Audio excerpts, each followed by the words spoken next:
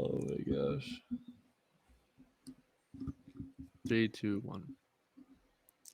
Hey guys, welcome to the first ever episode of That Boy Nice. With myself, Bard, Kyle, and Noah. What's going I'll on, say guys? what's up, guys. What's How we cracking? doing? How we doing, Noah? How we doing? I'm recovering. Yeah. Well, currently, just some background info. I am a big Philadelphia 76ers fan, just so you know where my allegiances and alliances lie. Noah is currently a depressed Suns fan. Kyle is a slightly less depressed Suns fan. We'll get into that in the second segment of the show. But let's just jump right into it with Celtics Bucks Game 7. Obviously, it was a blowout. I mean, we all watched the game. But what shifted? I feel like all the momentum was in the Celtics' favor, obviously, with them winning Game 6. Probably the most entertaining double-digit win I've seen in the playoffs in a long time, just with that Giannis and Tatum duel. But it seemed to be a close game in the first half, but I will say it felt like the Celtics at some point were going to break through and the shots were going to start falling. They were going to pull ahead because it looked like Giannis had a very complete first half of basketball where he was defending well. He was getting his teammates involved. He was scoring when needed. He was rebounding the ball. Like it was, I mean, he's the best player in the world, right? He had a very complete half, but it was also contingent upon the Celtics missing those jump shots. It was contingent on daring guys like Grant Williams to shoot with, if he does make them, that's just the outcome that you live with, right? That's just something that you have to live with. And I mean, look at what we saw in the second half. Kyle, no, what did you guys see in the first half of that game? Well, like you said, you mentioned Grant Williams. It was clear from the jump. I think in the first 3 or 4 minutes of the game, I think Grant Williams had 3 or 4 wide open threes within the first 3 or 4 minutes of the first quarter, and he missed all of them. Yeah, I remember him and having they left him open the corner a lot because they had a lot of driving kicks and the ball screens and the back screens, and they would just collapse on the ball handler and they would dare them to kick it out to Grant because, like I said, that's the shot they wanted. And even though he ended up, hitting a bunch of them, that's not the wrong game plan. Game 7, you want a dude like Grant Williams to be the guy that ends up beating you. When you have a rising superstar in Jason Tatum and a guy like That's the thing. Like the whole game plan is just contain Tatum, and if you dare them to beat you, and when they do, like I said, you live with the consequences. You live with what happens because, I mean, you're not expecting, like, when that happens. Obviously, it's a chance, but you're not expecting Grant Williams to have 7 threes in a game 7, right? Even if he's shooting 18 of them, like you're not expecting him to do that.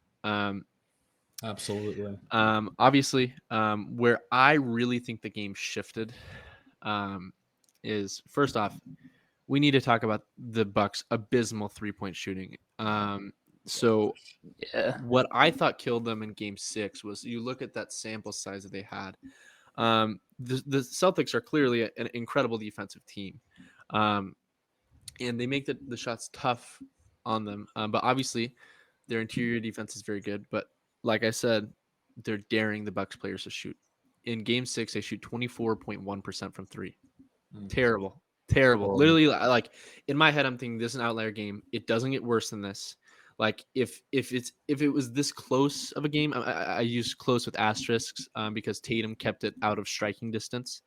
Right. If you can even get a little bit higher than that, then you set yourself up in a position to win the game. They followed it up with a 12.1% percentage from 3. They were terrible, and they were 4 for 33 from 3. Like, at some point, one has to go in. It was very, to me, it was very reminiscent of Game 7 Rockets when they missed 27 straight threes, because it just was, nothing could fall for them. Yeah. I mean, that and a lot of the Bucks looks, at least in the first half, were like legitimately good looks. Like, you want them taking those shots, and then, I mean, when it's not your night, it's not your night. But Well, the Celtics, like you said, the Celtics are a great defensive team, and they know if Giannis gets 2 feet in the paint, like, it's either a bucket or he's going to in the line. And he's a very much improved free throw shooter. And you look at his stats, and he only shot 6 free throws. So I think the Celtics knew that if they could get him to kick it out and force him to shoot perimeter jump shots without Chris Middleton, maybe one of their best, if not their best, 3-point shooter in the game to shoot those threes. Pat Connaughton, not shooting the ball great. Definitely. I mean, Giannis is a much improved playmaker, but still, like, Giannis is the one guy on the team you don't want the ball in his hands. Right. Absolutely. And that's just the truth of the matter. And so they're daring them to shoot it, especially when Middleton has a reputation for cooking the Celtics team. Like he is a matchup issue for them. Yeah. And with him out, like Giroux is a good third guy to win a championship. We saw that. They just won a championship, but he's not the second guy. He in this Celtics series, like I said, I'm gonna keep reiterating this because it's the truth. The Celtics team is phenomenal defensively. They have an apex young superstar, up and coming, really good role players, seasoned vets, a good coach, like great home court advantage. They are like a legit finals threat. I mean, obviously they're in the Eastern Conference Finals, but I think that they could really win it this year, which makes me sick to say that. But and I think the Celtics, another thing you got to mention is they kind of have that don't quit mentality. I mean, I'm not going to lie. I was really scared for them. I wanted the Celtics to win this game as a Suns fan. I wanted to watch the Bucks get knocked out. I was scared at the beginning of the game. They got up. I think the Bucks got up by as much as 10, maybe 8 points pretty quickly. The Celtics gave up a wide open backdoor cut to Wesley Matthews. Just poor defense. So I was really scared, but they really cracked down defensively. And like you said, they're one of the best, if not the best defensive team in the NBA. And that's what kept them in it. I mean, the Bucks could have poured it on them and kept adding to that quick 8-point lead. But they didn't quit. They cracked down defensively, and their defense kept it in them and bought Grant Williams enough time to start knocking down big shots, timely shots at that. So. Yeah. And I will say, like, everyone will say, like, this is the best I've seen Giannis defended in a series, which is in the beginning of the series, like, they really were defending him very well. But I actually saw JJ Redick say this on his podcast where it's like, oh, the Celtics defense is going to be wearing Giannis down. But I felt like the inverse was true, where Giannis was wearing the Celtics defense down. Because I mean, he was just ridiculous in that series. But what I'm saying here is let Giannis get his 40, 15, and 5, right? Like I said, in these series, you're daring the role players to beat you because, like, there's 82 game players and there's 16 game players, and that's where the playoffs is where you find out. But what I was saying about Giroux a little bit earlier, I'm gonna call back to that for a second, was that he is a legit third star that you can win a championship with. We saw that last year. I mean, Giannis obviously went God mode. Emphasis on the third. He can't be the second guy. We saw it. We've seen it in his past. Drew's a great player, probably the best perimeter defender in the NBA right now. I like the other like defenders that come to mind are McCall and obviously Smart. But I would take Drew. Is that he is such a good and willing defender, but on offense, he can't create his own shot consistently, and he can't create for others on an elite enough level to where they have to sag off a little bit. And it's because, I mean, you look at him, the Celtics have these long wing defenders, and you're really forcing Drew into taking these step back contested twos that he would make some of them, but like I said, that's the shot you want, because when you're tired at the end of a game and the end of a series, you're going to start missing those shots because you aren't creating for yourself consistently enough at the basket. He's too small to finish over the bigger defenders, and he's also not quick enough to get around the longer defenders because he is in the latter stages of his career. And so when you're depending on your third star to be your second star and fill the role that your second star was designed to do, there's only so much Giannis can do in that sense. And I just want to reiterate that, when Giannis when he's not going, and Drew's more of a defensive guy. He's great offensively, but if Giannis isn't going, the ball's going to Chris Middleton's hands. He's telling everyone to get out of the way because he's a shot creator. He can shoot over people. He can get his own shot. in my personal opinion, I think if the Bucks have Chris Middleton in this series, they win. In 6. But In 6. Yeah, that's I didn't like, even as a Suns fan, I know firsthand how much of a killer Chris Middleton is. I did not know that the Bucks would miss him this much. Like I mean, it it just goes. It was a just night and shrinks day the difference. floor without him. It was a night and day difference because they went from looking like legit finals contenders to where it's like a shell of themselves. Like, he makes his team Right. go. I mean, obviously Giannis makes his team go, but you get what I'm saying. Like, every Batman needs a Robin. No one wins a ring by themselves, right? Someone has to step He's the up. offense outside of Giannis. Like, Kyle was talking about how if Giannis isn't going, that's the offense.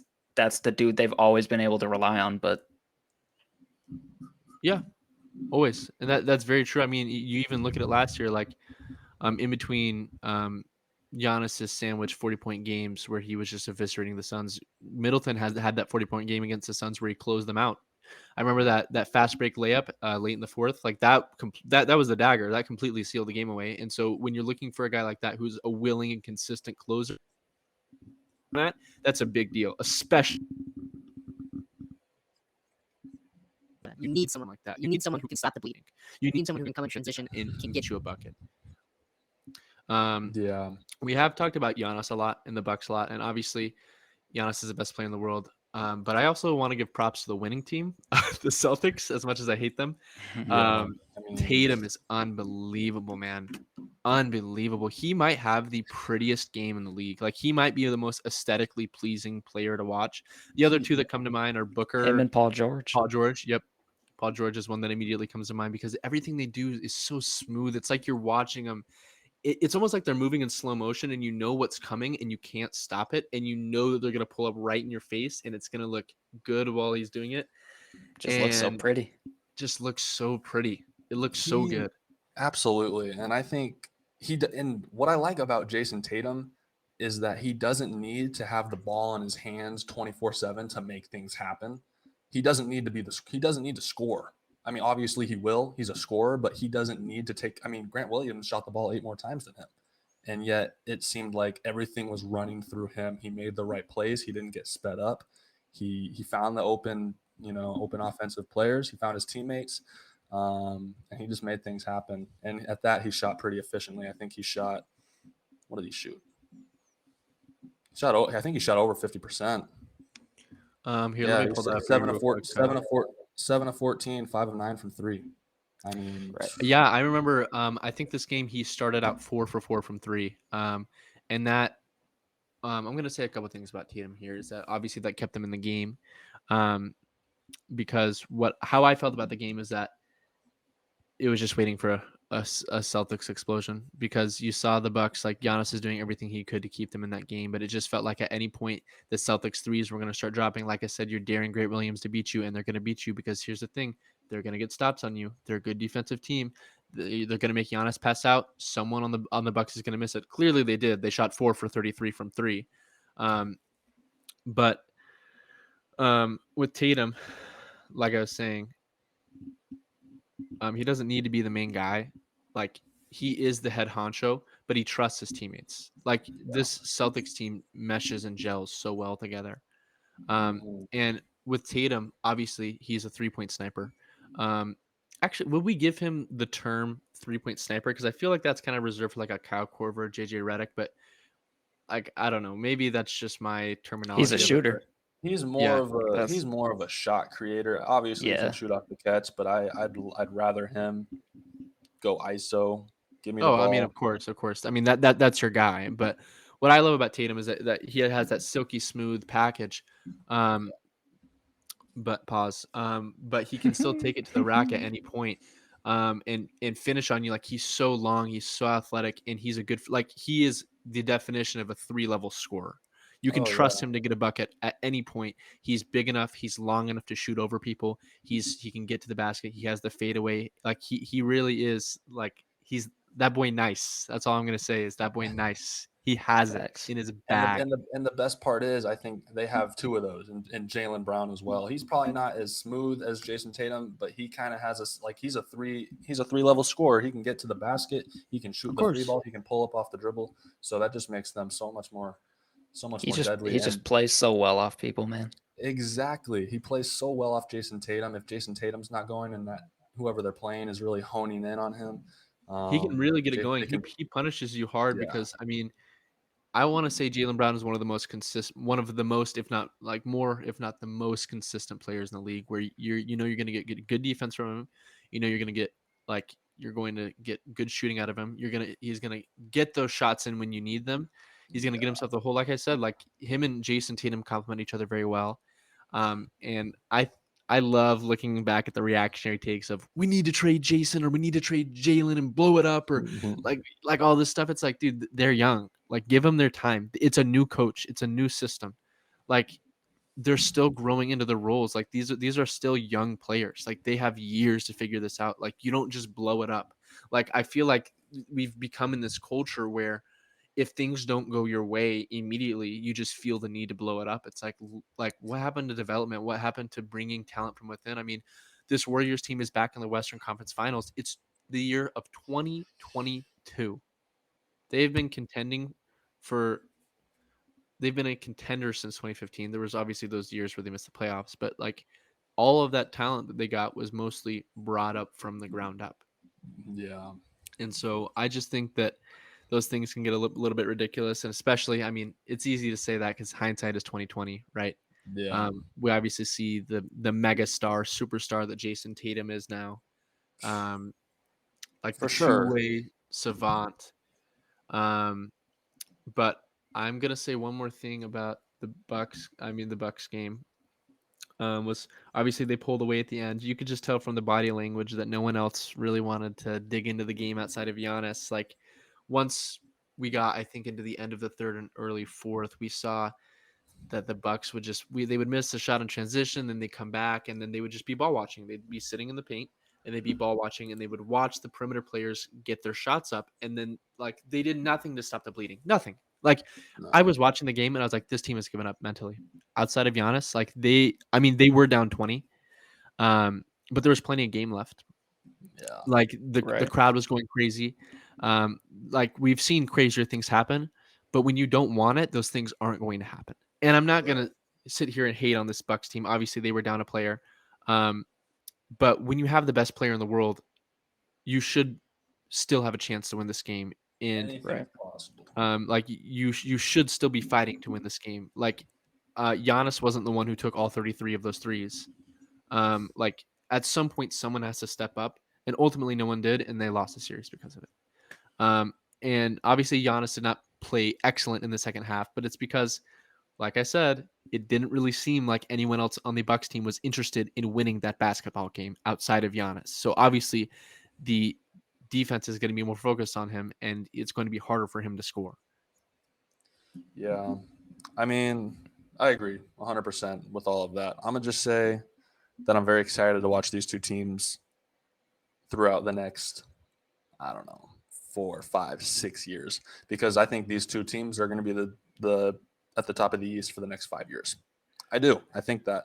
Well, when the Sixers 5-peat, yeah, I don't know about all that. Yeah. I don't know. When But James Harden comes back and averages 60 points in a season, let's see what you're saying then, dude. Come on, JoJo talking to all Phoenix. crazy. no, but I don't know. Jason Tatum just seems to get better and better. Obviously, they're role The players, anti-Ben Simmons. but the Celtics role players. If the Celtics, I mean, Peyton Pritchard shot 4 of 6 from 3. Dude, I will say this. The Celtics have been trying to hit on the Grant Williams and the Peyton Pritchard like style of player for like a couple years in the draft. Like they went and tried to get semi. I'm forgetting to remember the names. I think they got Allen. Like they're trying to get that microwave scorer off the bench who was little but could hit his threes, and they were trying to get the stretch four that could defend and bang down low like on the defensive end. They were looking to hit on them in the draft for a while, and they finally hit. And you can see why these pieces are so important in the playoffs. They're Like this, so like important. Depth is one of the most important things when it comes to the playoffs. Next man up mentality. If someone goes down, I mean, just look at the Bucks. Chris Middleton goes down, and I mean, Very top heavy team. I mean, they did what they had to. They're a small market team. They luck into drafting Giannis, and so they signed Chris. As soon as they signed Chris, they have to sign Drew. They had no other option than to give Drew the max. Like yeah, no one else is going to come to Milwaukee. They have no assets to trade for anyone, and so yeah, the second that they sign Chris to that contract, they have to sign Drew, and obviously that's 3 max deals. Is Giannis on a super max? Yes, yes, yes, I assumed. I just wanted to confirm that I Giannis believe is on a so. super Yeah. max. So you have yeah. one supermax deal. I know because he's an MVP that he's obviously he was obviously all NBA first team, so he was clearly eligible for it. But I don't know, Yeah, man. Like the Bucks did all they could. I think there certainly are moves they can make. They could have made to get deeper, but yeah. I mean, there's not much that they could have done at this point in the season. I feel like. I will say one thing about that game. As a coach, you don't game plan. Like you can't have a game plan for Grant Williams hitting 7 threes in a game. Like I think we were talking about it earlier. Like you just kind of have to take that for what it Yeah. is. Like Tatum wasn't like super efficient. He had to work for his, but like Oh, he was hitting tough shots, definitely. yeah, It's not like they were wide open. like He's just that guy. the ball just kind of fell into Grant Williams and Peyton Pritchard's hands, and credit to them. I mean, they made shots. They're great players, but like I you kind of have to mean, live with that. I think Yeah. the two players they were targeting were Grant Williams, obviously, and Derek White off the bench too. He shot 1 of 10. I think I watched him shoot and shoot and shoot, and he just kept He missing. did. He shot one of It 6 worked from with 3. Derek White. I mean, worked with him. Grant Williams I think it's just a matter of him stepping up to the plate and hitting shots, conquering those nerves, and I think he did it. So credit to him. But like I said, I'm really Yeah. excited for these two teams in the next 5 years. And we didn't even see both of these teams really at full force. The Celtics with Robert Williams I think he was a shell of himself. Coming off that injury. Absolutely. I mean, Smart was injured in and out of the series anyways. Exactly. And obviously the Bucks without Chris Middleton, their offense didn't look as good as it could have at some moments, especially in Game 7. So I'm really excited to see the Celtics, especially. They just keep getting better. I mean, shoot, they were sitting at 500 halfway through the season, like Dude, they were 21 below and 22 500. or something. Yeah. So I After the mean, All-Star break, they went berserk, dude. It was yeah. crazy. So they just continue to find ways to win and get better. So I'm really excited to watch these two teams battle it out. Yeah. Maybe Hey, if the Sixers can handle these teams, they'll be up there too. But we'll have to wait and see. Quick shout out, real quick. Ime Udoka is going to be one of the best coaches in the NBA. He already is, but Agree. he's Completely a freaking agreed. genius, man. And he's insanely likable too. That dude is hilarious. I love that guy. I think he was a great hire, and I think that the people, like I said, jumping the gun. What is Ime doing? Like at the start of the season, dude, he's a new coach. Like they just changed around their entire. Like you had, what's his name? Their old coach. I can't remember. I'm so stupid. Brad Stevens. Yeah, Brad Stevens. He moved into the president or like the head of basketball ops for the Celtics. Like, dude, there's gonna be some growing pains. Like, write it out a little bit, okay? You have Jason Tatum. You'll be fine. Obviously, we didn't know Jason Tatum was gonna be the megastar that he was going into the season. I think he proved himself exponentially in these playoffs that he is that guy. But yeah, he is. Grayson Allen for Defensive Player of the Year also definitely played really good defense in that series. I don't care, dude. I mean, he really He did not. They were targeting him all Game 7, he pooped but the bed. obviously there was a couple different guys they could have targeted in that series, but he really just pooped the bed. Yeah, so 06, 04. That dude was one of the most unimpactful players I've ever seen. Like what I think we were talking about it outside the pod. It was Game 6 at half. He was in 11 minutes of what, minus like 18 or something. Just disgusting. Yep. Crazy. Dude, he was honestly, I'll give him his props. He's getting paid millions to get cardio, dude. Like I just have to give him his props. He was going out there to give us absolutely nothing. He gave us nothing, dude. And I loved it. He actually was only a -5 in Game 7. Very good, very good strides he was taking. Dang, I yeah, guess you're right. so. DPOY. Up from his -27 in Game 6, I believe. I think he'll be the Sixers can have him. Y'all can have him, Bard. Dude, at this point, we'll take him. We need wings Nah. so bad. I'll take him, dude. I'm out here trashing him like I don't hope he's on my team. He going back to Utah. but- He fits that mold. Dude, the Celtics fan is like they hate him because they're on the other team. I'm like, dude, that's your guy. That's your boy. Like you want him.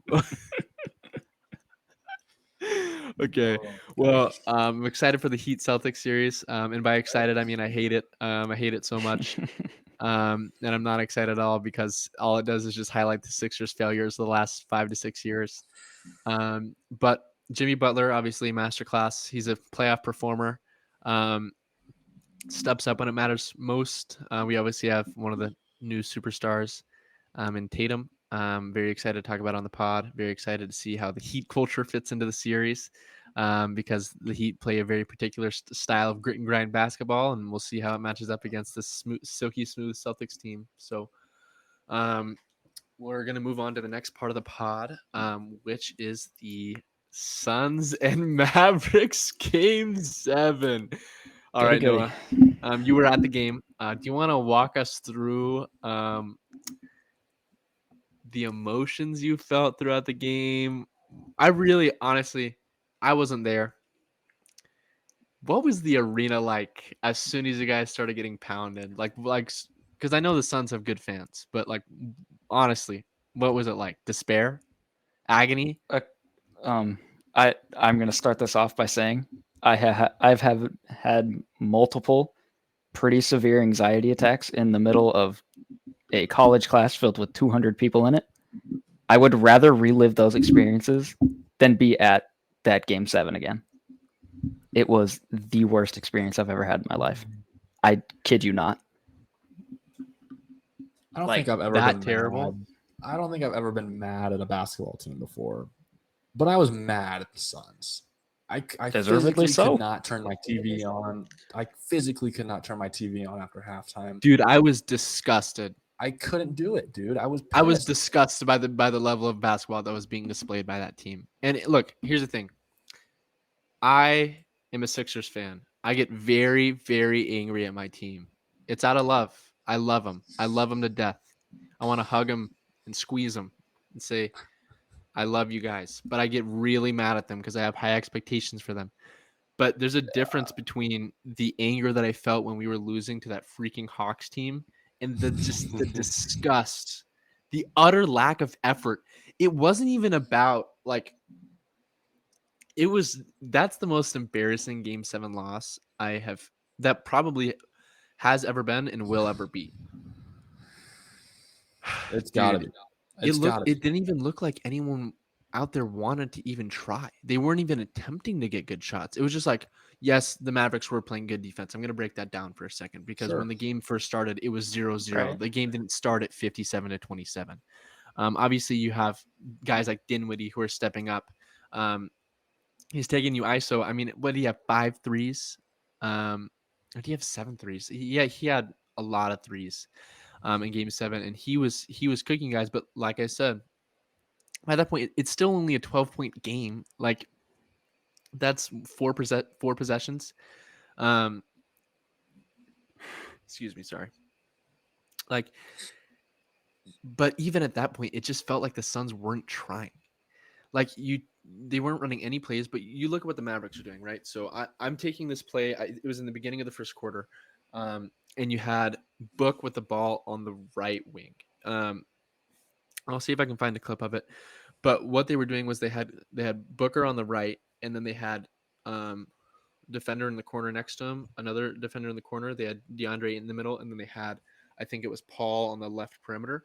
They were doubling Booker, which I'm going to say ironic that it said like he doesn't want to do double teams in the summer runs, but then double teams are what took him out of this Mavericks series when it mattered the most.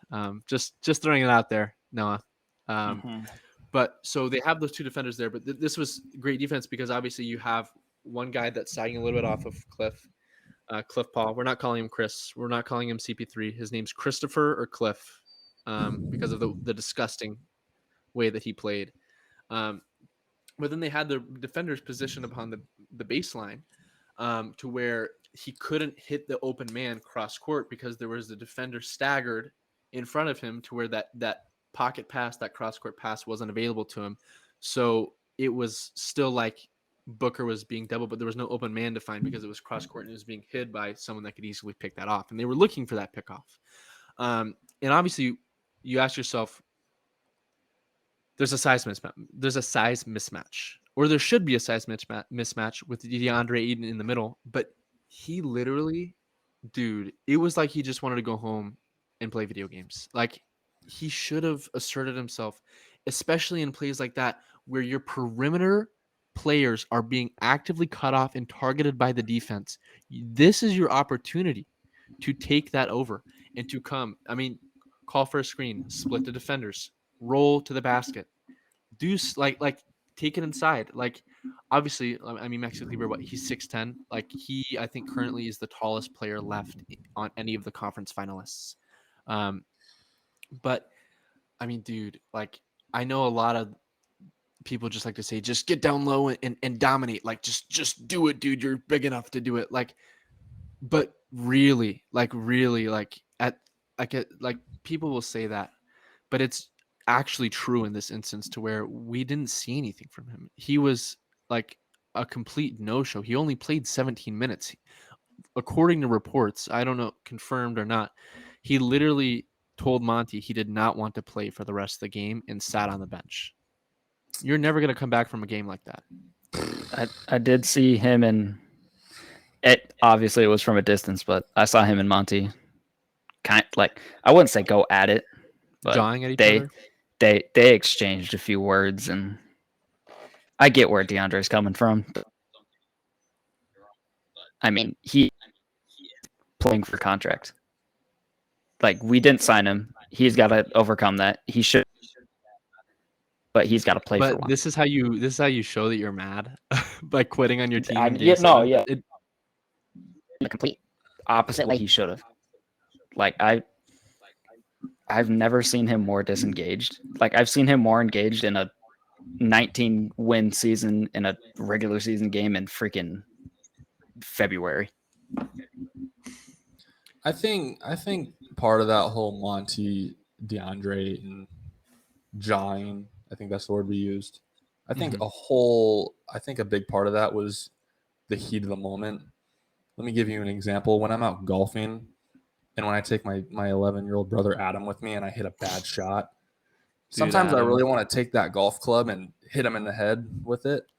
But so classic. I think that's kind of what we experienced with Monty and DeAndre. I mean, they were down by 40 points at one point, 45 points. They were just getting picked apart piece by piece. And I can understand that. To a coach of the year, like that doesn't happen to him very often. He's not used to seeing his team get picked apart and lose by an atrocious amount of points. And so I think it was just kind of a heat of the moment. Obviously, DeAndre must have said something, but for Monty to kind of fly off the handle like that is very unusual. And I think it was just kind of in the heat of the moment. I'll say this. I'll say two things about that. Is I can understand the heat of the moment argument, right? Like that happens. We're human. Like I'm not gonna sit here like these players are human. They have human emotions. But you're a professional. You should act like a professional. Right. And I get letting your emotions. I get your emotions like getting the better of you, but also you're the reason your team is down by 40 points. You're the one on the court. You're playing in the game. You're on the team that's down by 40 points. It's like it's partially your fault that you're down 40 points. Right. And so like yes, be upset, but it's also a game 7 of all the times to keep your composure. This is the time to keep your composure. Yeah, agreed. And I just think to throw a temper tantrum is just like it just shows really where the priorities. I don't want to assume with Aiton, so I'm actually not going to say where his priorities lie, but it certainly is an indicator to, is this person going to contribute to a winning championship basketball team? Like that's a real question, because like I said earlier, Draymond said there's 82 game players and there's 16 game players. DeAndre Ayton might be an 82 game player. There's nothing wrong with that. If that's what he wants, he can come in on a middling playoff team. He can average 22 points and 11 rebounds with a block and a half, and he will probably make more money than I'll ever see in my entire life and retire a happy man. Be a championship level player. Like, that's the thing. We've seen plenty of players do that, because some people are built and wired for the moment and some aren't. And that's not to claim that I am. That's just stating what I think is pretty much near a fact. So Yeah, I'm gonna mention two things. I've heard a lot of excuses. Obviously, not from the players, but just from Suns fans and some other people about whether Chris Paul was hurt or not. He wasn't. Stuff like that. he was not hurt. That is Patrick Beverley, as much as that dude is a menace, called it out completely. Like, anytime a player comes out after and tries to say that they're hurt, it's like, dude, if you're hurt, then don't play. If you're that hurt, if it's impacting your game that much, don't play. It's that simple. Whether that's true or not, like, at the end of the day, the Suns folded. That's as simple as blatant you can put it. The Suns folded. The second thing, or sorry, go ahead, Bard. No, you're good. Go ahead. The Mavericks shot a total of 81 shots. 53 of those shots were taken by 3 players. That's about 65% of their shots by 3 players. Luka Doncic, Jalen Brunson, and Spencer Dinwiddie. There is no reason in this world the Suns let Spencer Dinwiddie shoot 11 of 15 from the floor and 5 of 7 from 3. There is no reason why Spencer Dinwiddie should be putting up those. Spencer Dinwiddie is a great player, but he shouldn't be putting up those numbers Game 7. Game 7, you're letting him do this to you. Shouldn't let that happen. I don't want to detract that from Spencer Dinwiddie, because we've been talking about the Suns collapse a lot.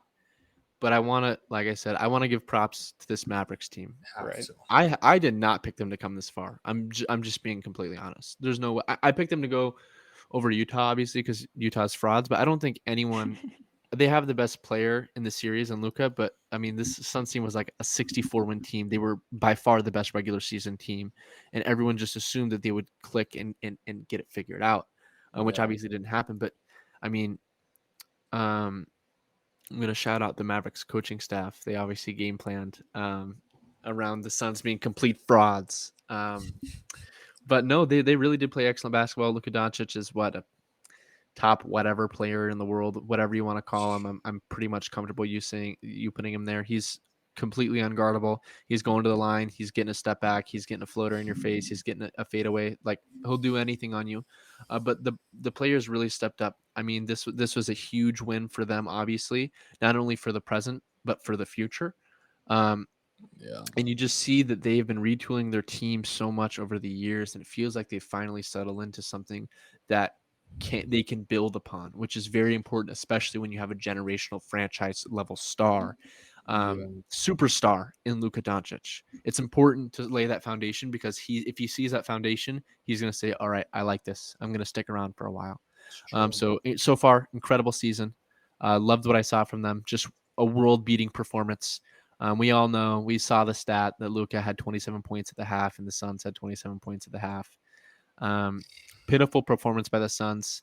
Stellar, incredible, amazing, fantastic, stupendous performance by the Mavericks. And I'll add, you can't. And another excuse, if you will, you can't pin this on the refs. 17 foul count was 17 to 18, and the Suns shot 6 more free throws than the Mavericks did.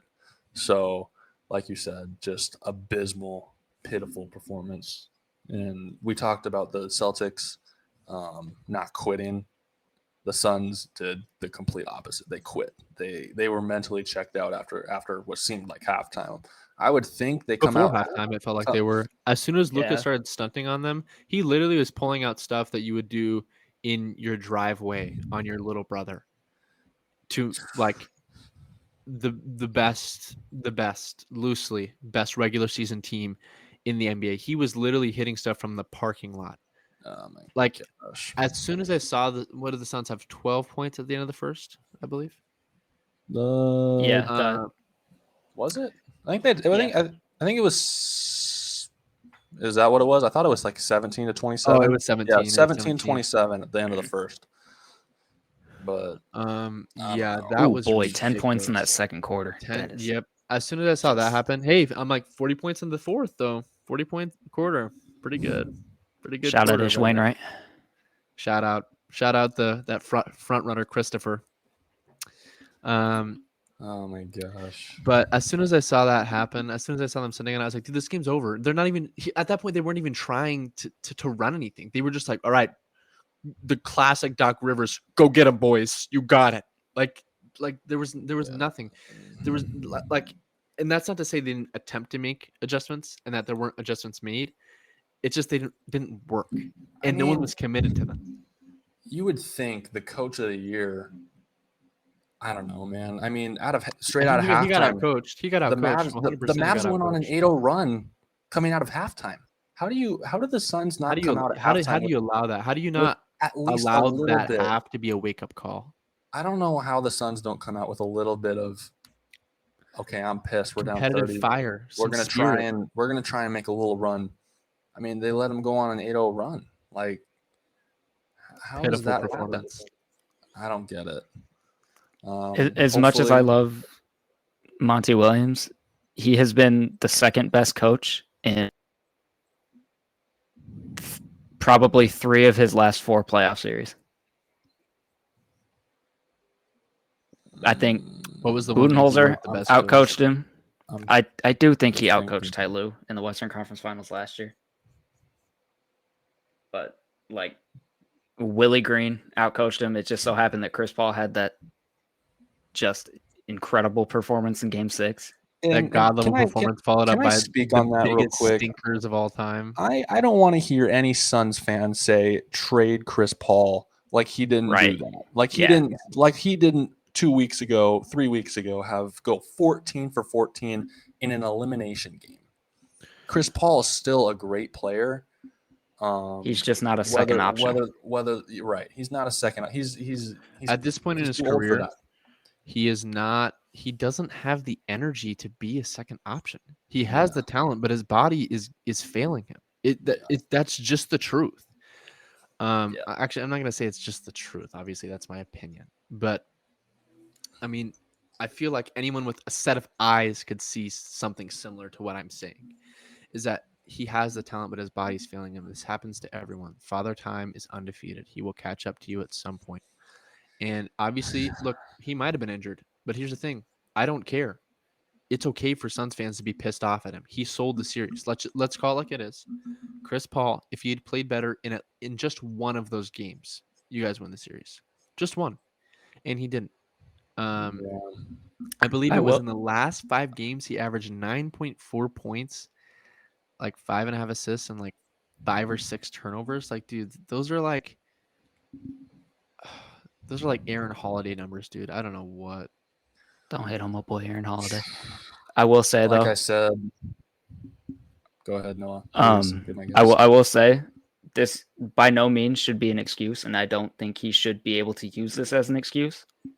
But I think the stuff that went down with the Mavs fan and his family in Game 4, like really messed with him, and I think like that was the point where he just checked out.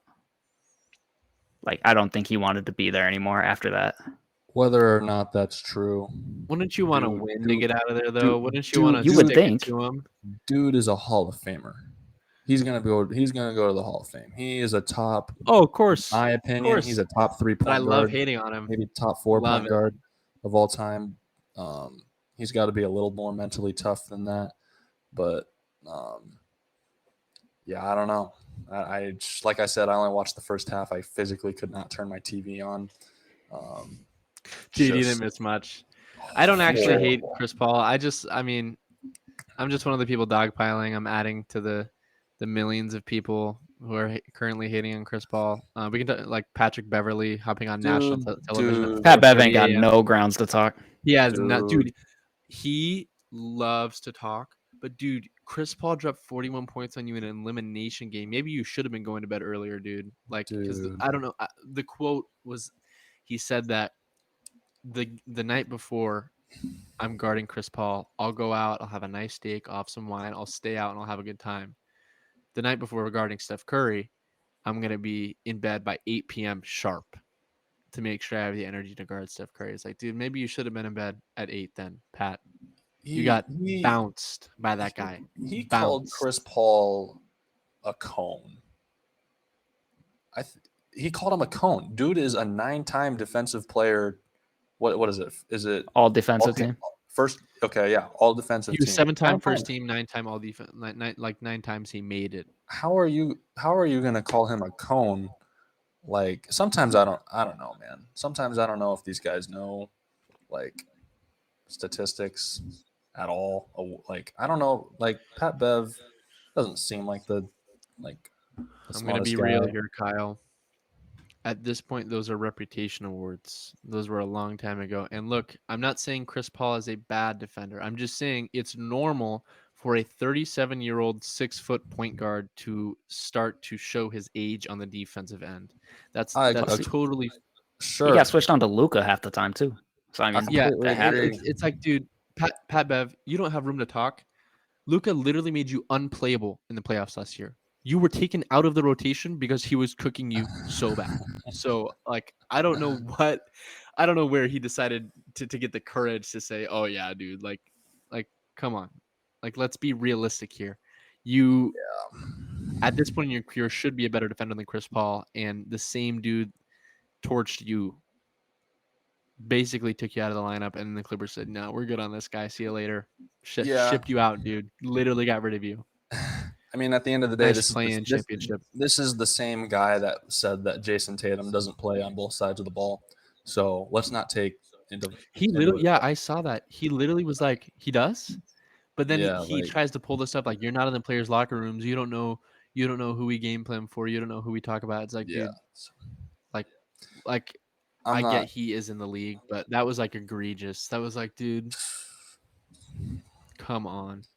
And I think Monty So Williams commented on it too. Like everyone in the locker room with Chris Paul knows what he's about, and like we're not worried about what Patrick Beverly's saying. Like we don't have to. That's not something we need to worry about. So um, yeah, quick I don't question. know. Quick question. Obviously this is a devastating, horrible, just trashy garbage loss.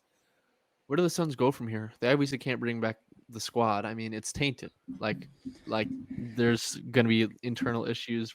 Does Aiton go? If he goes, where does he go? We're not gonna touch on this too much because obviously there's too much speculation with the season still going on. I'm And there's gonna let packages I'm, that could be brought up. But I'm gonna let my boy Noah answer this question. Um, obviously it's not official, but I'm like 97.9% sure we've seen the last of DeAndre Ayton in Phoenix.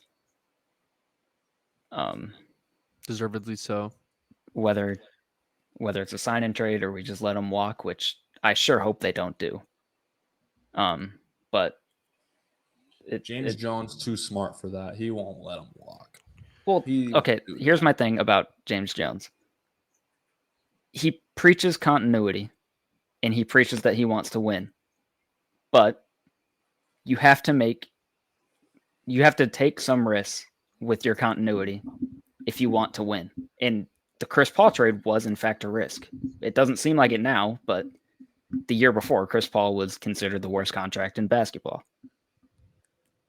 which and he turned out proved to be everyone false. wrong. Yeah, Yeah, it turned out to be it's not false. It true. turns out the Sixers actually had two of the worst contracts in the league in Tobias Harris and Al Horford, which we signed in the same offseason. So thank you, Right. Elton Brand. Love you. At the end of the Love you day, guys. the NBA is a business, and I think James Jones knows that, and I think James Jones knows that Definitely can't bring the squad back. Can't do that. Right. And I think I you mean, got I to think keep. he You has a got to little bit of the keep. blame. Honestly, you see, like I believe right before the All-Star break, we know that Chris Paul had that torn ligament in his hand. You saw before the All-Star break, right when he got injured, he was being pushed to play 37, 38 minutes per game at 37 years old in the regular season. You need to pick up a backup point guard. You can't trust Campaign. You see that already. Aaron Holiday, he clearly is not good. Like you need to try to go out there, get a backup point guard. And if that wasn't apparent then, it's obviously apparent now. Like you literally have to stagger Paul's minutes. You have to be able to, because you're either getting point guard Paul or you're getting traffic cone Paul. Like you're like, I just don't understand why they didn't make that move. Like it just feels like something that could have of like could have avoided this situation. Obviously, like they folded so hard that it's kind of hard to say that maybe this was like a predestined outcome because of how hard they lost. That would a backup point guard have really made that much of a difference? But I mean, that's just my 2 cents. I don't I think we've given. I don't think we've given Aaron Holiday a shot. I mean, Yeah. Yeah, but obviously it he's was too late in played. the season to even allow him to get into that system, and he's too young to even do that. So you need a win now type of guy. Is I mean, more of the point I was making. Yeah, I mean, there were we, bursts in the playoffs. I mean, in game 5, he came in for, I don't know, maybe only 4 or 5 minutes and was productive. That was in a pivotal game 5 at that.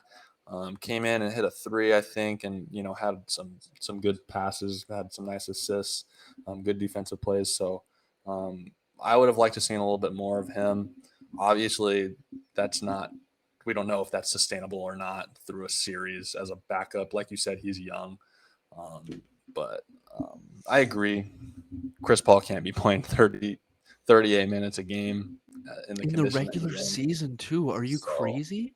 yeah, Veterans at that point need to be coasting. I also think it is hilarious how everyone was like, Luka, he's like fringe top 10, but he's 23 years old and is already coasting through the regular season like a seasoned vet, and then just unleashing hell upon defenses. Um, like in the playoffs, like it's just ridiculous. So obviously we've touched on that quite a bit. I think that Eaton has spent his last days as a Sun. I think the Suns need to pick up a backup point guard.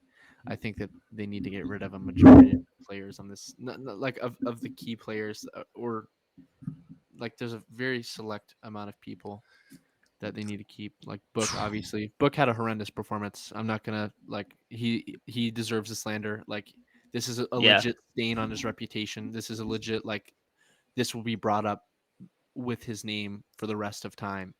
he'll be Because back though. he'll be back, but he Right. deserves it. I mean, this was his chance to cement himself in that echelon of Tatum, Luka, Giannis, and he completely folded.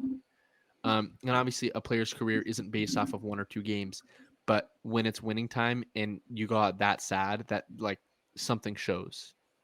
yeah, Um, agreed. Um, and They it got it. almost questions is he, can he be the number one guy on a championship team? Like he has to prove yes. that, because right now I don't think I don't know, because he was a number one guy, and to lose like this, like I'm not ruling it out, but I'm just saying like Tatum's proving himself as we speak. Yeah. Booker is still writing his story on that. Yeah. I will say Um, one more thing about the DeAndre last stint in Phoenix. I the ideal, in my opinion, the ideal scenario is you go get a star that can create his own shot. have I'm not going to say who yet, but My you boy go out. Donovan. I'm like Rudy Gobert. Never in my life. But yeah, Create his own shot. Let's get Rudy. you go get someone to create his own shot to take that pressure off Book, because in this series he was asked to do everything offensively because Ayton was disengaged. Chris Paul didn't look like he wanted to be there. Mikhail's not a reliable enough second option, No. and our Well, no, second I leading mean, scorer is Jay Crowder. Mikhail is it's just such an essential key piece to your guys' championship team and to He's almost any untouchable. championship team. He's completely untouchable. Thank you. 76ers also. Really appreciate it, dude. I was so excited when we drafted him, and when I saw that we traded him away, dude, I was so pissed off. Anyways, Zaire Smith not good enough for you? yeah, him and his sesame seed allergy. Prayers up. I do feel very bad that happened to him. I do, yeah. He did have some crazy bounce at the summer league when I went to. I had a lot of fun watching him with my friend James. But wish you were better, man. Love you though. Kyle, you got anything to say? I think the biggest thing is you got to keep our man Book happy. Obviously, he's up for an extension, 4-year, $211 million. I think they got to get him his money. Oh, of course. If we don't pay that man, pay that man his money. Got to give him his money. Even with this loss, he helped you guys get to the finals, 64 wins. Like, basketball is back in Phoenix because of him. Yeah, you have to pay him his money. You have to. And he, like you said, basketball is back. It's been a long road even for him. What is this, his 7th year? Just his 7th year in the league, right? Yeah, I think so. Yeah. Yep. So he's been patient. He's a loyal guy, but there's only so much a guy can take. So get him his money and James Jones has got to make some moves. Got to get him. Get him his money and get him a true second star. I'm just gonna call it. Yeah, like got to get someone Chris that can Paul help him. At one point was a first option and originally was the 1A 1B guy with Book, but I mean, just look at the injuries he's had to deal with in the last 2 years. Like at his age, like it's not surprising. It's not surprising. I'm not saying he can't come back from this. I'm just saying after what you've seen in this playoffs, you would be foolish to not prep for the outcome of that happening once again. But enough about that. We are going to move on to the conference finals. So we have obviously the Heat and Celtics, and the Warriors and the Mavs. I'm actually extremely excited for the Warriors and Mavs series. It'll feel to me kind of like a passing of the torch type of moment because I feel like really this year and next year are probably the last we'll see of like the not the last we'll see, but the last of them being the elite of the elite is like of the Steph, KD, LeBron like era. I think it's really being passed. Which is really making me nostalgic because it feels like I'm getting old. But very excited, very excited. Let's do our player rankings. Player rankings, top 5 players in the conference finals as a whole, as a total. And then we can do it for individual series. Noah, you want to start us off? I want to. Can I ask a question? Are we doing this based off how they're playing right now, or how they're playing right? Okay, they're playing. Well, going into a series, who are you scared of the most? Who do you think this guy, like based off how he's playing right now? How scared am I of this guy? Go ahead, please. Noah, lead us off. Okay, based off how they're playing right now, I guess if it's based off that, I'm not. Okay, I was gonna say Steph is by far and away to me the most scary player really to go up against in the series. Yeah, you're scared of Steph Curry right now. Okay, keep going. Go ahead. Well, that's a reputation thing, but like right now. Well, no, don't change it for me. Go ahead. Just speak your truth. You have Steph at 1. Probably Luka at 2. Steph 1, Luka 2. Okay, dude, that's completely respectable. You can argue that 100%. I want to say Tatum 3, and then now like Jimmy at 4. Of course, yeah, he's there. I guess the only other one I can think of is Clay. Really? Just because of reputation. He just came off a huge game in a game 6. Yeah. I don't see what's wrong with that. That's true. That's a great point. He just was inconsistent, so I wasn't really sure, but yeah, I mean, I think those are all great. I mean, obviously Steph Curry is Steph Curry. I think that him and Luka is an argument at this point in their careers. I mean, if you take Steph from a couple years ago, even like people look right now, Luka is dominant, but I'm still taking Steph from a couple years ago. Like Steph he's Steph freaking Curry. Like he's like he'll come down and he'll rain down like 15 consecutive points on you, and then the game's over, right? Like you have to be terrified of the Curry flurry, right? And so, dude, and so you had Tatum at 3, Butler at 4. Dude, honestly, that's really respectable. I feel like honestly, right now, Tatum and Butler are interchangeable. Right. Because of how good Butler's playing. Like I would take Tatum over Butler personally, but I feel like Butler's just playing like a man possessed. He's one of those dudes that elevates his game for the playoffs.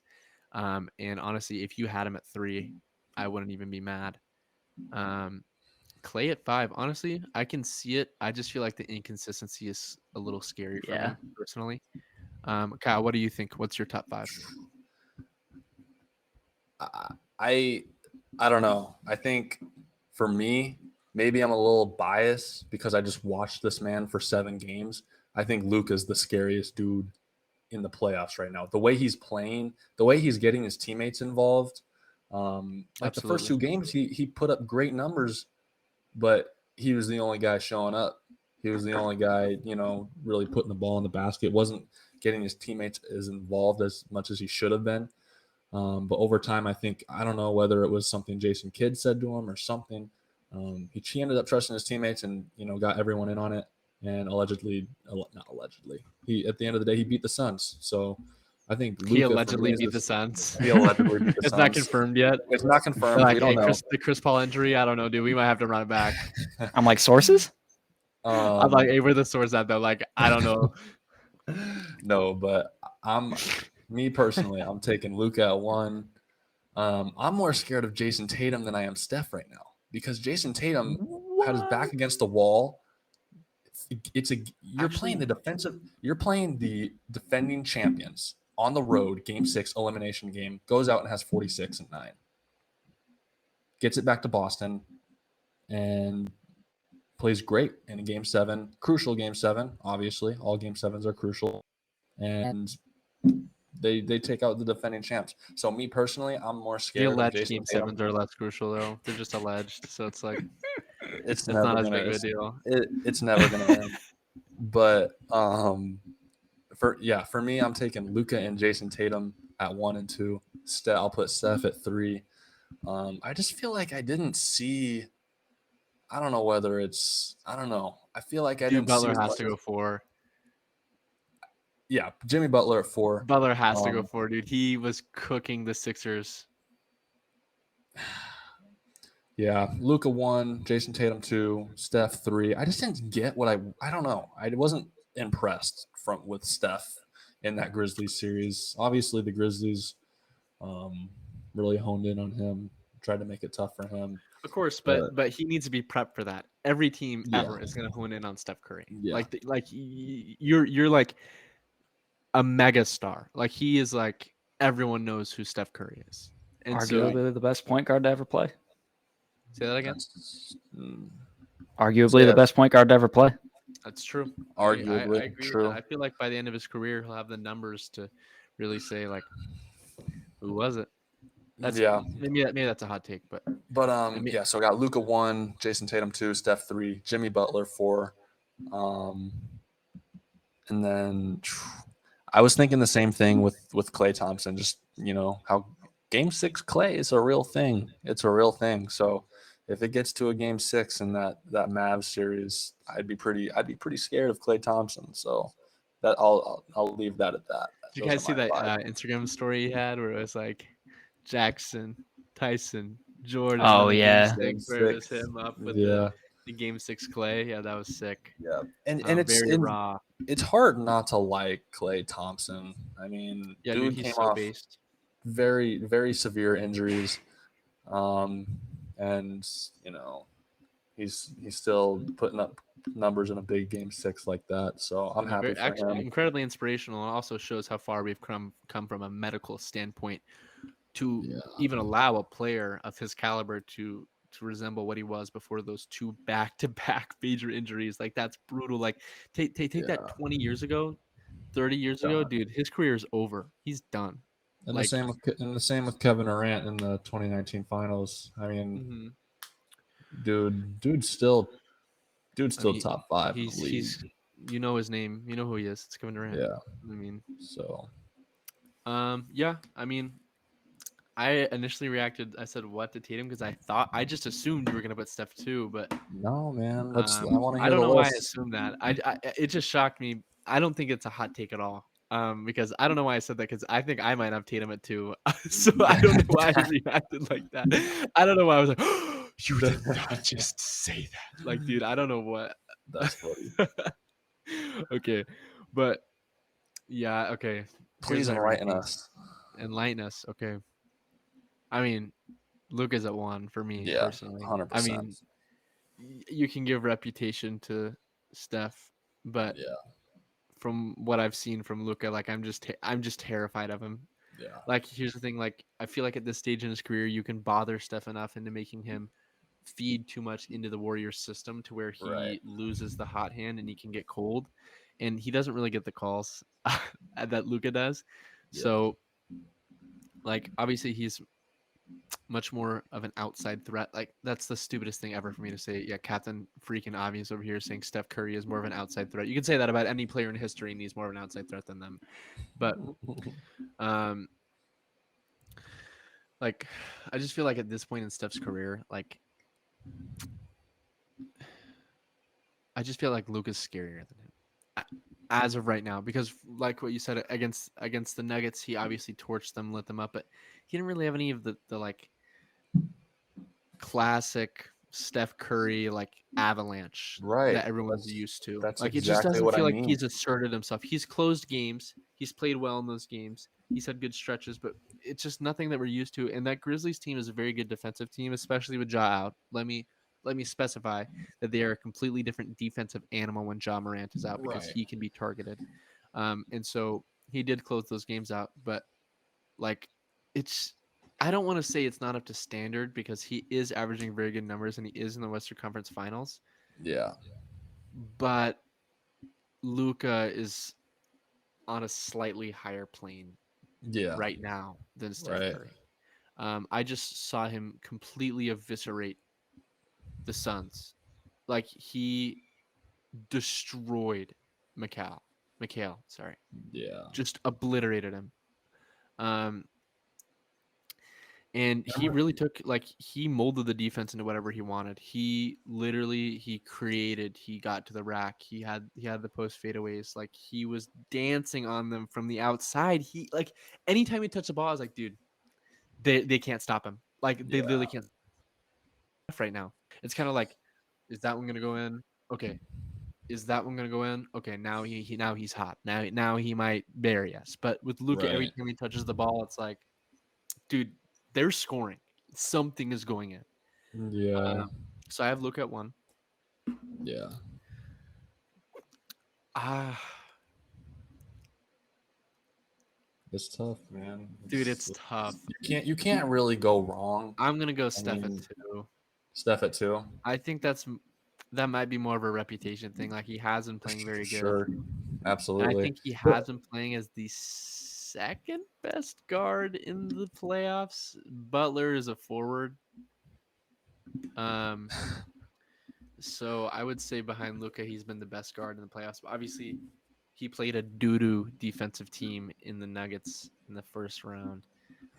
right, and like you said, I'm glad you brought that up. That we haven't seen that Steph Curry avalanche. That's exactly what I was trying to say when I said I haven't been impressed and haven't seen what we usually can see from Steph. Sure, he's closing games, but when teams get up on them like the Grizzlies did in game 5, they just poured it on him 30 points. Where was you Steph? You know expect what your I mean? star to keep you in games like that, especially when it's Right. Steph Curry. Like I've always said, he's the quickest scorer in NBA history. Like he's not. I don't mean the fastest. I mean he's gonna come and 45 seconds are gonna go by, and Steph Curry is gonna have 12 points in Yeah. 45 seconds. Like Yeah. not actually, but you get what I'm saying, right? Right. Like Yeah. he will bury you if you blink, Yeah. Absolutely. and we haven't seen that. Like it's just he No. hasn't had the trademark that we're used to from him. And so I'm not saying Yeah. he's playing bad. I'm just saying like his standards are so high. I just expect more from him. I'm just Right. being honest. His standards I are agree. so high. I love Steph Curry. I love Steph Curry. I'm a Yeah. huge Steph Curry supporter. but like I'll say when I expect more from him. So, but I'm still putting him at 2. You leave him at 2. Okay. I'm still putting him at 2. It might be more of a reputation thing, Yeah. because obviously this team they're still, I mean, they're still trying to figure it out. They have only been all healthy together for so long, and I really trust that he will light up this Mavs defense. Yeah. Just with the way that they defend and the defenders they have available, I feel like he's gonna go crazy. But Yeah. I also feel like I could eat my words because we could be on the pod soon and he could have like an 18-point performance on like 7 of 22 shooting, and I'll be like, really, Steph, really? Yeah. Making me look Yeah. stupid. But I'm his excited for reputation thing, these. like he's played good, he's closed games, he's played good defense. Um, I'm gonna put him at 2. I have Tatum at 3. Love my boy Tatum. Oh, man, I wish the Sixers picked him up so bad. But I mean, we've talked at length about him. Yeah. He incredible two-way player, shooter from the outside, can get to the cusp, incredible leader. I think sometimes he can fall into the habit of taking poor shots, or his shot IQ leaves somewhat to be desired. That was a huge issue for him, I would say, earlier in his career, to where a lot of his shot profile, I was like, really? Like, why are you taking these? Like these long contested fadeaway twos, these pull up contested fadeaway twos, these like he just would love to try to force things. And I feel like he really has like slowed that down. He's let the game come to him rather than just Yeah. going and trying to brute force it, which is what you want. But I feel like there's still times to where it's like, Tatum, like I get like you can have any shot you want, but like you can get a better shot than that. Yeah. And so we've seen less of that from him. But I mean, I don't want to knock on him. Like he's the third best player I think left in the playoffs. He's incredible, stupendous, fantastic. Just want to see him close out the Heat consistently this series.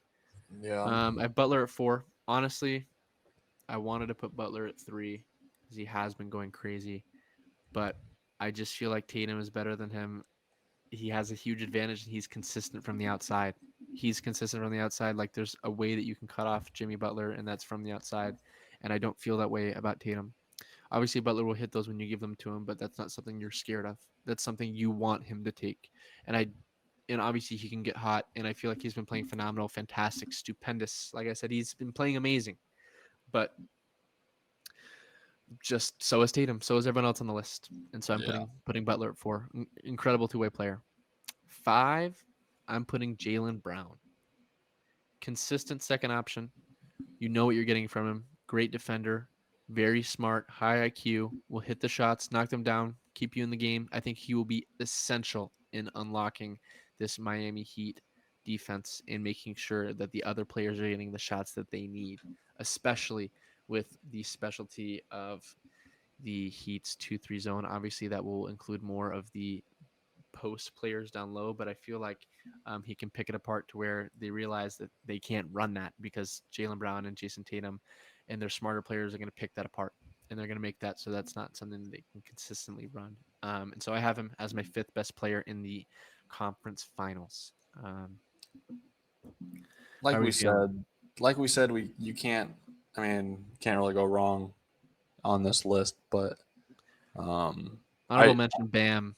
Bam is an Yeah, honorable he mention for was. me. him. I almost had him at 5. Yeah, Incredible defensive presence. He struggles to find himself offensively sometimes, but I mean, just look at the players that have been guarding him, right? Like, for sure. Yeah. I know Kyle Lowry hasn't been playing very well. I know he's been hurt, but when he yeah, has played, he hasn't been I think playing he's super done for well. the playoffs. Is he? I think so. I think if he comes back, he's a non-factor. Like, dude, he played so bad against the Sixers, and I'm not trying to hate on him. Like, he was clearly injured, but dude, he was like Sure.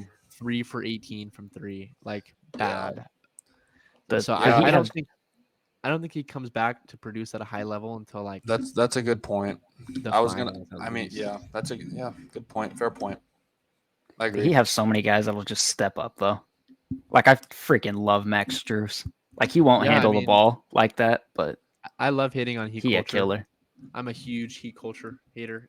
I feel like I've said I hate on a lot of people on this. I Yeah. don't actually hate on him, but I'm just saying like they're a rival, and I think that it can get like not corny, but I think that the fans can be like, "Oh, heat culture." It's like you're just saying that, but it truly is a real thing. Like you have guys that are accountable and buy into the system and step up and are there for big time game time. And I really think like it's admirable. It's fantastic. Like Yeah. to have a culture like that constantly ingrained, no matter who's there. Like Yeah. that's part of the franchise's DNA, and I think that's fantastic to have. Um, Sure. We haven't seen Max Strus in a conference final or a final yet, though. So No. we let's have see him. not, Let's but see I him think prove that he's a himself fantastic first. pickup for them. Sure. The Max Strus legacy game coming up, It's coming. It's coming. Hey, the can I Kevon can, Looney legacy game where he had 22 boards and 11 Stop it. offensive rebounds. Stop it. That can I was can I ask y'all a crazy, dude. question that could potentially be stupid? Go ahead. Okay, would you rather a guy like Jordan Poole? Like, would you rather have the ball in Jordan Poole's hands, or would you rather have the ball in Jalen Brunson's hands? That's tough because neither of them have been deep into the playoff yet. Um, Based on what you've seen so far. I think based off what we've seen so far, Brunson. I would say Jalen Brunson because when Luka was out, he was the guy and he stepped up and essentially pushed them far enough ahead for them to beat the Yeah, he Jazz in that deserves a lot of series. credit for that. But I will also say this is this is how I feel about it. Is that Utah perimeter defense was laughable. It was so garbage. And Absolutely. Rudy Gobert can only do so much, but You could so say the was same the thing about the Nuggets. Nuggets. Exactly. Yes, exactly. Exactly. And so they both got theirs, but I feel like Brunson showed up more against better perimeter defense. Right. Yeah, I In had the Suns to where I was more impressed by what he was showing me.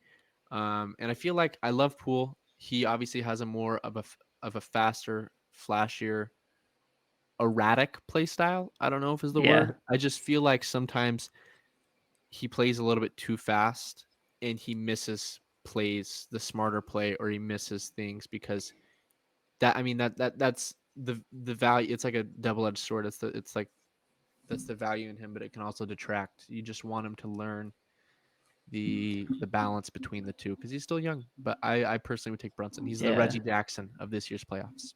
I wouldn't say Jordan Poole is like live by the three, die by the three, but like when he's not shooting well from the perimeter, he hasn't at least shown me enough that he can just go make another play outside of that. And I think Yeah, I Brunson think he has has. some smooth finishes and he's good in transition.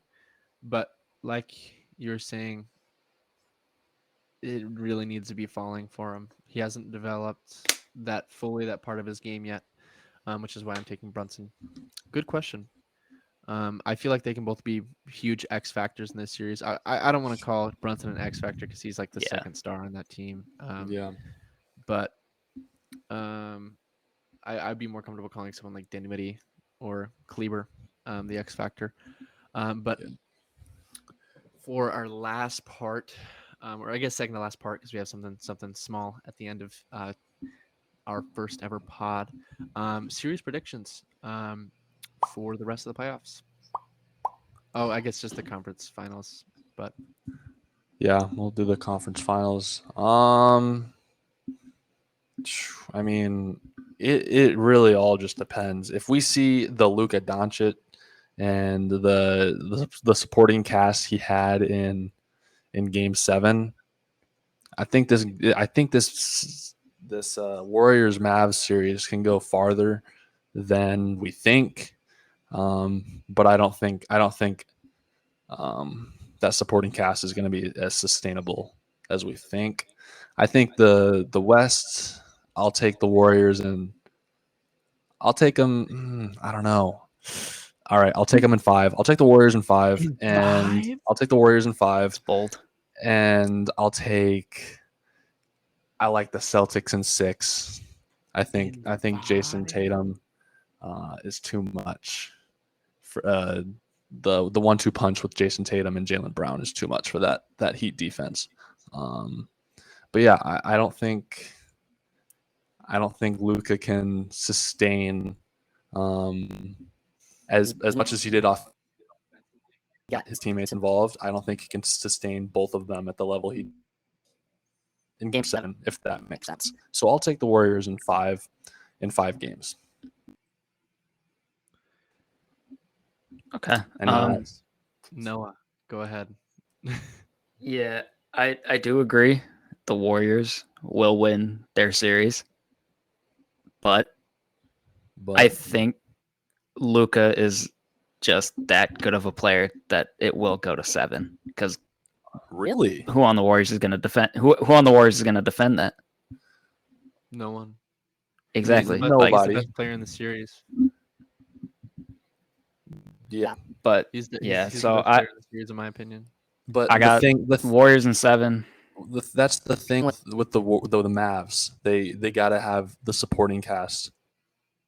The Suns series, it looked like it was going to be a sweep, but then I mean, they haven't really given us any reason to disbelieve in them, though. And Luka, because they did take the Suns to 7. He hasn't given us any reason to not believe that they can step up. Like Luka has always shown out in the playoffs. Yeah, I have no reason to distrust him thus far. I know that and I know that he'll involve his teammates. Absolutely, but it's kind of similar to the Grant Williams situation in Game 7. Players like Reggie Bullock and Dorian Finney-Smith are gonna have to knock down timely threes in the conference finals, which neither of them have never been to. So for me, I don't have that kind of faith in those two players to hit timely shots. Maxi Kleber. I just think the inconsistency of this Warriors team is what leads me to believe. Like, I think if this Warriors team is playing at full strength, they could potentially maybe win in 5. But the inconsistency of this Warriors team scares me because they don't have a backup big. They didn't make any moves at the deadline, and that really hurts their rebounding and it really hurts their interior presence. And so they really have to rely on those mid-rangers and those jumpers to keep them in the game. And that inconsistency, like I said, is scary. I don't think they can win a series for the rest of the playoffs in 5 because these teams are not only evenly matched, in my opinion, but they're just too inconsistent. We saw them just get smoked by the Grizzlies without Ja. They were losing by 50 plus points at one point in a game they should have won. And a lot of those wins against the Grizzlies were single digit wins. They were yes, that championship experience did help them win those games, but I just feel like they were too close to where if a single play swung against them, they lose the game. And so, I mean, bold take. I'm not gonna say you're an idiot, because you're not an idiot. It's the Warriors. Really, anything can happen. It's Steph Curry, Klay Thompson, Draymond. Right. It's hard to bet against them, which I'm not going to do. I have Warriors in 7. I wanted to say Warriors in 6. Actually, still might say Warriors in 6. It's tough. It's tough. It's tough to predict. It's so evenly matched because I don't want to bet against Luka after because I kept saying Suns in 5, Suns in 6, right. Mavericks in 7. That's kind of what I kept talking myself into it. So I don't know if I want to bet against them after the stuff that we just saw. But it's also Steph Curry's on the other end of that. So I'm gonna go Warriors in 7. I feel I can go either way, but my gut's telling me Warriors in 7. And then I wouldn't be shocked if the Mavs took it. But I just think that the key players are obviously you need Wiggins. You need Wiggins. You need his rebounding, especially without those centers. That rebounding has been huge. I saw that he was a 4.4 average on the season for the regular season. It's jumped up to 6.9. Nice. For the playoffs. He's been huge for them. He's hit those shots when he's needed to. I mean, Kyle and I watched when he was cold the whole game 6, and then he hit those shots down the stretch and kept them within striking distance for Steph to close out the game. That was great by him. Obviously, you need Poole to sort of get his own. Because listen, if those two are going, you already know what Clay and Steph are going to do to you. That's no question. That's no question. But obviously, I mean, you have Luka Doncic on the other end of that. We're gonna keep going. We're gonna keep circling back to it. You have Luka freaking Doncic. It's hard to bet against a team that has been rolling as much as the Mavs has been clicking on all cylinders, firing on all cylinders. Um, that has really just put together a dominant stretch of basketball against a 64 win team that probably should have won more, excluding injuries. Um, I just think that they have enough guys that have stepped up to this point to where you stop considering those games as outliers and you start considering them as closer to the average. And so I still think that the series could go other way, but I'm going to say Warriors in 7. And I have the Celtics in 6. I think that the Heat's Yeah, that's what I half-court have too. offense relies too much on Jimmy Butler.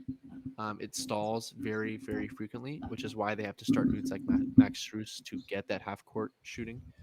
Because if he wasn't starting, I'm sorry, the offense is dead in the water. And Jimmy Butler has been playing like out of his mind. But like I said, if at some point that levels off, the Heat's half-court offense goes in the toilet. And I just feel like while I want to say that the Heat also have a pretty terrifying half-court defense, I feel like the Celtics is better.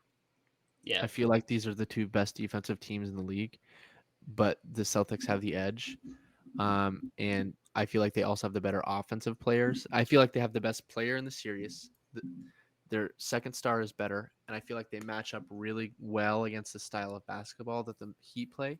But I feel like the Heat are going to edge a couple out. Jimmy's playing out of his mind. The shooters are going to step up. Hopefully, their fans start coming to their games. I don't know what is going on with that. It was sold out Hopefully, they tonight. start to show up. But yeah, I saw that it was sold out. But dude, the second round was they were like pumping sound in the arena. I was like, dude, like come on. That's pretty crazy, especially if we were talking about the culture that the Heat have. Like, I feel like the fans would kind of be in on that too. I mean, Yeah. I have seen a bunch of things of people that are Miami fans that like to go to the games that they were saying that the parking is just that bad and like it's Really? so impossible to find, so they just get in the arena super late. But Yeah. that being Yeah, said, that could be true. report came out. Al Horford, no Marcus Smart, game 1. Huge blows. We don't really know how long terrible. they're going to be out. Especially if Marcus Smart's out for an extended period, it'll be tough. For Boston, I can see it going to 7 if he's out for a super long time. But I agree. assuming they're Especially back with game Butler 2. playing the way that he is, like obviously, a lot of people consider basketball to be a one-on-one defensive sport, where it's like, oh, like Jimmy Butler had 50, like Marcus Smart can't guard him. It's like, dude, they're obviously trying to get Smart off of him. They're obviously doing things. They're obviously running plays to get Smart off of him. Like Smart is one of the best perimeter defenders, if not the best perimeter defender in the game. Like use your eyes, like watch the games. But if he's out, that could be a big blow. Al Horford has obviously been huge. I saw that report Turn that back he the might be out clock. until game 2. We'll see how that goes. Obviously, that just means that the veterans like Tatum and Brown, as weird as it is calling them veterans, that's what they are. They need to step up. Like this is their time to shine. And I think that it's going to be a battle of the stars because with those role players out, like what else can you do except for like put the weight on your shoulders? Like that's really where the stars show up. So I'm excited to see what happens. Obviously, we have a couple games going on, so we will break those down after they happen. But at the end of our first pod, obviously our name is That Boy Nice. We're gonna go over the That Boy Nice Player of the Week. Player of the Week, Noah. Will you give us a drum roll, please? Thank you. It's Luka Doncic. I'm like, it's Chris Paul. It's Chris Paul. No. It's Luka Doncic. I feel like Point Judas, baby. Point Judas. There he is. I mean, the honorable mentions before we get into it. Giannis obviously went crazy, went berserk. Best player in the world. Incredible player. Jason Tatum obviously closed out that that incredible player in Giannis. And Jimmy Butler also played absolutely amazing. Got his players the Eastern Conference Finals, despite me calling them frauds perpetually for the last 4 months. He's really proven me wrong. I love Jimmy Butler. I wish he was still on the Sixers. Fantastic player, really funny. But it has to go to Luka. I mean, this was clearly an upset. He had his way. He averaged 30 plus. He rebounded. He got every shot he wanted. He picked apart the defense. He was the definition of unguardable. And quite frankly, I mean, there's no other way to put it than that boy nice. He's so nice, That dude. boy He is is in fact nice. ridiculous. He's nice. So yeah, we're excited. He is our first ever recipient of the weekly That Boy Nice award. And I'm pissed about it. Might I add? Yeah. It's pretty devastating for Noah, but it is what it is. Hopefully, for Noah's sake, we have a different That Boy Nice winner for next week's pod. But we'll be having the That Boy Nice Player of the Month. We'll be getting some of those awards out there. But it's just something fun we want to do. Keep up with the week. We'll start pulling up the stats a little bit more specifically. I can actually go ahead and get Luka's stats right here. I believe, yep. So for the series, he averaged 32.6 points, 9.9 rebounds, and 7 assists. He That's played pretty good ridiculous. on 48, 34, and 76 splits. That's just Mediocre. absurd. Mediocre. That's just absurd. And he only played part of Game 7. I mean, that's just ridiculous to have that stat line. 33, 10, and 7 against a 64-win team. I believe he outscored Devin Booker, had more assists than Chris Paul, out-rebounded DeAndre Ayton, and had more steals than Mikal Bridges. If that does not scream That Boy Nice Player of the Week award, I don't know what will. So thank you guys so much for tuning in to the first pod. We appreciate you guys. This has been a blast. I'm really excited to see you guys for the next pod. This is Bard signing out. I'm pumped. Thank you guys. We love you. This is Kyle. Done. Signing out. Signing out. As depressed as I am as a Phoenix Suns fan, this was rather therapeutic to get my thoughts out. So I appreciate you guys listening. Thank you guys so much, and we'll see you next time.